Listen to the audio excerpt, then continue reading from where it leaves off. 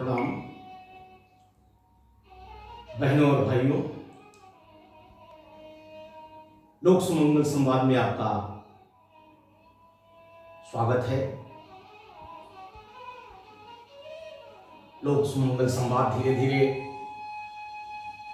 आगे बढ़ रहा है। लॉकडाउन है, इसमें घरों में रह करके जिस प्रकार से शासन का आग्रह है 2 गज की दूरी बना करके हम रहें और इस कोरोना महामारी को परास्त करें। 2 गज की दूरी बहुत है जरूरी। तो आज हम लोग सुमंगल संवाद में सृष्टि की चर्चा करने वाले हैं और सृष्टि को बचाना है तो महामारी मुक्त धरा को बनाना है, क्योंकि मनुष्यों से पशुओं तक में कोरोना आक्रमण कर रहा है। आज एकात्ममानववाद में जब चक्र आगे बढ़ता है तो सृष्टि तक पहुंचता है, सृष्टि के कल्याण तक की बातें होती है। हमारे यहां कहा जाता है, प्रार्थना में कहते हैं कि प्रकृति पंचभूतानि ग्रहालोकासुरास्तथा दिशः कालश्च सर्वेषां सदा कुर्वन्तु मंगलम्। यानी विश्व मंगल हेतु की बात सृष्टि के मंगल तक पहुंचती है और हम जो संकल्प उद्घोष करते हैं प्राणियों में सद्भावना हो, तो वह बात सृष्टि के जीव जंतु पेड़ पौधों पर आकर के अटकती है।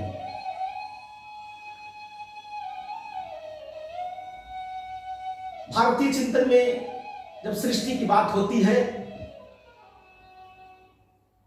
तो हम कहते हैं कि ब्रह्मा जी ने इस सृष्टि की रचना किया। ब्रह्म, ब्रह्मांड और आत्मा, यह तीनों एक साथ प्रकट हुए। महादेव आदि पुरुष हैं।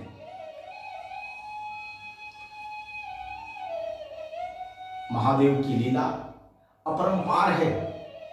इस नाते से उनका परिवार भी आप देखेंगे तो कितना समन्वयकारी है। सांप, बिच्छू, नंदी, शेर, चूहा, यह सब उनके परिवार के सदस्य हैं और सब एक दूसरे में समन्वय है और सब एक दूसरे की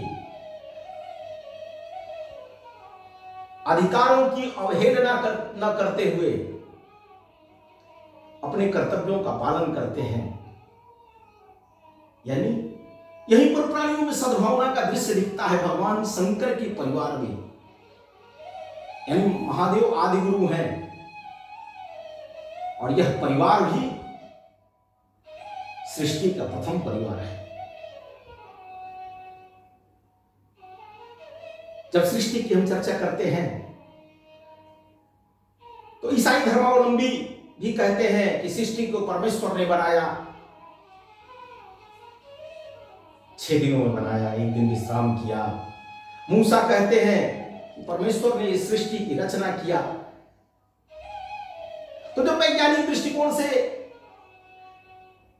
वैज्ञानिक लोग, भूवैज्ञानिक इसका अध्ययन करते हैं तो सृष्टि कहते हैं कि 15 अरब वर्ष पहले यह सृष्टि बनी थी। खैर यह सब बातें अध्ययन की है, चलती रहती है। इस नाते से जब हम सृष्टि का अध्ययन कर रहे हैं तो सृष्टि के एक छोटे से जीव के नाते हमारी भूमिका क्या है, इस नाते से व्यक्ति जब ज्ञान की तरफ बढ़ता है तो सबसे पहला उसका प्रश्न होता है कि मैं कौन हूं। और सन्यासी से लेकर के आम व्यक्ति तक मैं कौन हूं, मेरी भूमिका क्या है, इस पर विचार करता है। इस नाते से उससे आगे जब वो बढ़ता है तो मैं कौन हूं और मेरा कैसे विकास होगा, तो वह अपने सुख शांति समृद्धि की चिंता में लगता है। कैसे हमको सुख मिले, कैसे परिवार को सुख मिले, कैसे समाज को सुख मिले और सब में कैसे शांति आवे, सद्भावना आवे, इसके बारे में विद्वान, ऋषि, मनीषी, वैज्ञानिक सब चिंतन करते हैं कि दुनिया के जितने जीव जंतु हैं, सृष्टि की जो अनुकूल रचना है, उसमें समन्वय कैसे हो, सद्भाव कैसे हो, और धरा पर जो भी आया है, हमको घमंड होता है कि हम ज्यादा बुद्धिमान हैं, यानी मनुष्य, हमको सृष्टि को चलाने का अधिकार है, इस नाते से जीव जंतुओं के साथ भी हम दुर्व्यवहार करते हैं, पेड़ पौधों के साथ भी अनाचार करते हैं, यानी प्रकृति के जो पंच तत्व हैं उनसे भी हम समन्वय की बात न करके उनके भी साथ छेड़छाड़ कर रहे हैं। आज जब जब सृष्टि में असंतुलन आता है, तब तब अपना संतुलन बनाने के लिए पृथ्वी पर सृष्टि भी कुछ न कुछ करती है। यह ब्रह्मांड है, अनेकों ग्रह हैं। कई बार कहने के लिए तो ये भी कहा जाता है कि अनेक भूलोक हैं। ब्रह्मांड एक अग्निपिंड में जब विस्फोट हुआ, खंड खंड हुआ तो बना। तो डार्विन का सिद्धांत कहता है कि जल जीव मनुष्य यह क्रमशः बने, वह अग्निपिंड जब ठंडा हुआ जल के कारण से तो जीव बने, जीवों से धीरे धीरे मनुष्य बने। तो सबके अपने अपने सिद्धांत है, सबकी अपनी अपनी सोच है, लेकिन दैवी उत्पत्ति का सिद्धांत इस सृष्टि के सुख शांति की संकल्पना करता है। इस नाते से हमारे ऋषि मुनि जो भी हुए,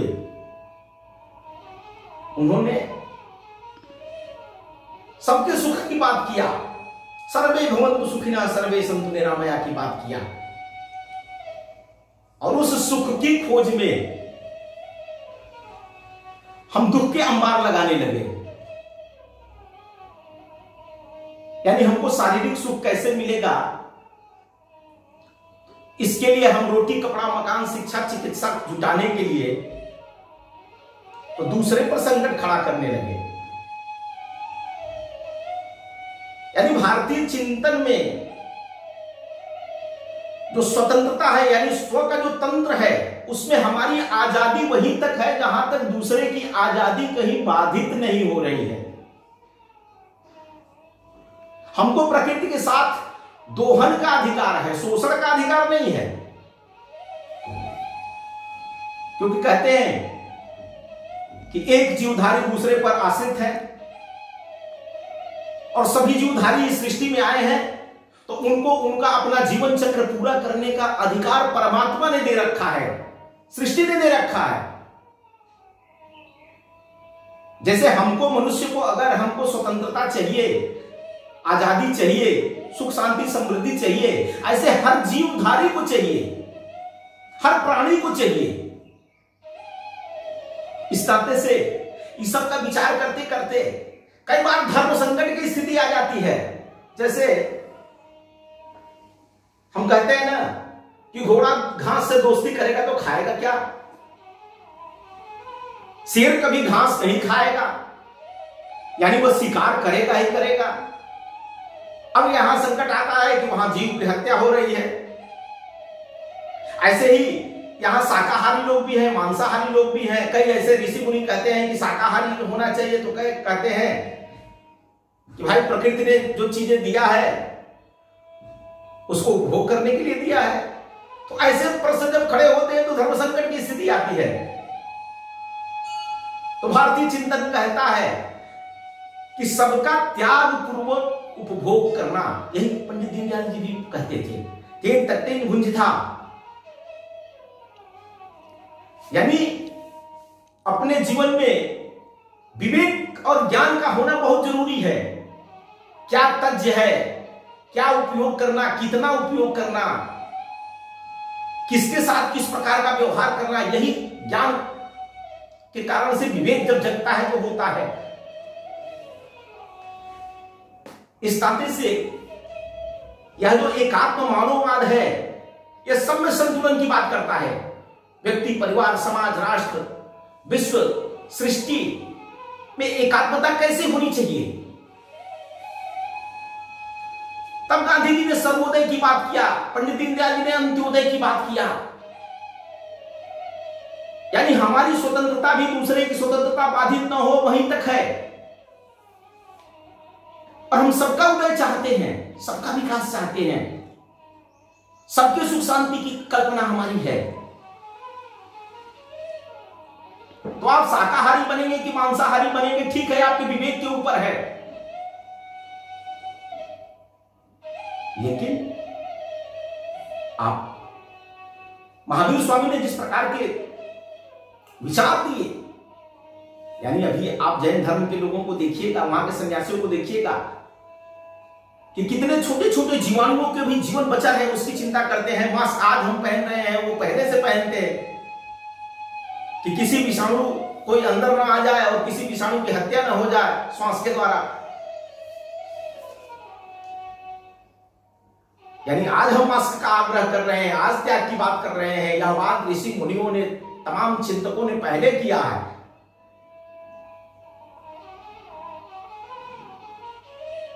तो भारतीय चिंतन जो त्याग की बात करता है, उस त्याग में विवेक का होना नितांत आवश्यक है। और वह समन्वय की बात, जिसको हम कहते हैं कि प्राणियों में सद्भावना हो, समन्वय हो, सबका सुख शांति मिले, इस संकल्पना को जब हम साकार करने के लिए अपनी गतिविधि को चलाते हैं, तो वह त्याग पूर्वक जीवन का उपभोग करना। आज भोगपान की तरफ हम बढ़ रहे हैं, अपने सुख शांति के लिए जंगलों को काट रहे हैं, नदियों को प्रदूषित कर रहे हैं, नए नए तकनीक का विकास कर रहे हैं हम, और उसके कारण से प्रदूषण बढ़ रहा है। यानी घरों की स्थिति देखिए, बहुमंजिली इमारतें बन रही हैं, उसके लिए कंक्रीट और सीमेंट जुटाने के लिए पहाड़ों को किस प्रकार से खोदा जा रहा है, और उसमें फिर से संतुलन बनाने के लिए एसी लगाना जरूरी है। तो ये एसी क्लोरोफ्लोरो गैस भी छोड़ती है, तो कहते हैं कि प्रदूषण बढ़ रहा है। यानी जो संपन्न लोग हैं, जो समझदार लोग हैं, वही ये संकट सब उत्पन्न कर रहे हैं। हम गाड़ी में चलना चाहते हैं, तो गाड़ी में से जो गैस निकल रही है, वह क्या पर्यावरण के लिए संकट नहीं उत्पन्न कर रही है। यानी एक तरफ हम प्राकृतिक जीवन की बात कर रहे हैं, तो एक तरफ भौतिक जीवन की बात कर रहे हैं। भौतिक जीवन जिए कि प्राकृतिक जीवन जिए, इसमें हम तालमेल नहीं कर पा रहे हैं कि कौन उचित है, कौन अनुचित है। इसमें अपने विवेक को जगाना पड़ेगा। इस दुनिया में तमाम प्रकार के विचार हैं, और निरंतर जब ज्ञान बढ़ता है तो शोध होते हैं। कहते हैं कि आवश्यकता आविष्कार की जननी है। तो आविष्कार जब होंगे नए नए, तो वह लोक कल्याणकारी आविष्कार होने चाहिए। वह सृष्टि में समस्त जीवों को, किसी को कष्ट न हो, इस प्रकार के शोध होने चाहिए। तो आज विज्ञान खड़ा है भौतिकता पर, और एक तरफ व्यक्ति और सृष्टि खड़ी है। दोनों में द्वंद्व की स्थिति है। विकास की धारा क्या हो? तो महात्मा बुद्ध किस प्रकार के जीवन की चर्चा करते थे कि अहिंसा की बात करते थे, शांति की बात करते थे। तो महावीर स्वामी ने कहा कि जियो और जीने दो। तो सनातन चिंतन कहा कि सर्वे भवन्तु सुखिनः। इसमें से सब तमाम मिलाकर के चिंतन एक ही है कि सबका जीवन सुखमय होना चाहिए। तो आज सृष्टि में चुनौतियां किस प्रकार की खड़ी हो रही हैं, यानी जो पंच तत्व है, प्रकृति है, जिसको अनेक विद्वान उन्हीं को देवता मानते हैं। यहां तो आस्तिक नास्तिक सब प्रकार के विचार हैं और सबका हम स्वागत करते हैं। भारत में हमारे लिए सब पूजनीय है। हम घर घर में परमात्मा के दर्शन करते हैं, कण कण में भगवान की हमारी संकल्पना है, आत्मा और सर्वभूतेषु की बात है। तो हम सनातन धर्म करता है, सर्वभूते हिते रतः की बात करता है। हम सबके मंगल में जीवन की कल्पना करते हैं। तो सृष्टि में आज जितने प्रकार की चुनौतियां हैं, उन सब चुनौतियों के समाधान में हमारी भूमिका क्या है? हम समाज की अगली पीढ़ी किस प्रकार का बनाना चाहते हैं? हम आगे आने वाली पीढ़ी के लिए भी कुछ छोड़ना चाहते हैं कि नहीं छोड़ना चाहते हैं? प्रकृति विकृति संस्कृति की जब बात होती है तो हम दूसरे के लिए कैसा विश्व छोड़ करके जाना चाहते हैं? दूसरे के लिए सृष्टि को कैसा छोड़ करके जाना चाहते हैं? या हम तो पुनर्जन्म में विश्वास करने वाले लोग हैं, आगे आने वाले जीवन के लिए हम क्या छोड़ करके जाना चाह रहे हैं? प्रदूषण छोड़ के जाना चाहते हैं, वैमनस्यता छोड़ करके जाना चाहते हैं, या उनके लिए भी सुख शांति समृद्धि छोड़ के जाना चाहते हैं? यह एक आत्मवाद कहता है। तो आज इस सृष्टि में जिस प्रकार के संकट खड़े हो रहे हैं, हम भोग में जो निरंतर बढ़ते जा रहे हैं, उसमें त्याग पूर्वक उपभोग की बात, शोषण नहीं दोहन की बात, सबके कल्याण की बात को सोचना चाहिए। आज पर्यावरण का संकट खड़ा हो रहा है, इसमें हमारी क्या भूमिका हो सकती है? हम कितना जीवन प्राकृतिक जी सकते हैं? आज नदियां प्रदूषित हो रही हैं, उन नदियों को बचाने के लिए हम क्या कर सकते हैं? जल का संरक्षण कैसे कर सकते हैं कि आने वाली पीढ़ी के लिए भी मधुर जल मिले? हम जिस प्रकार से अंधाधुंध फर्स्ट प्लास्टिक का उपयोग कर रहे हैं, उसको कम कैसे कर सकते हैं? सबको ऑक्सीजन कैसे मिलेगी? फल फूल कैसे मिलेगा? जीवन कैसे चलेगा? तो ऐसे पेड़ पौधे जो फल फूल देते हैं, हमारे जीवन का रक्षण करते हैं, उनका भी पोषण कैसे करें?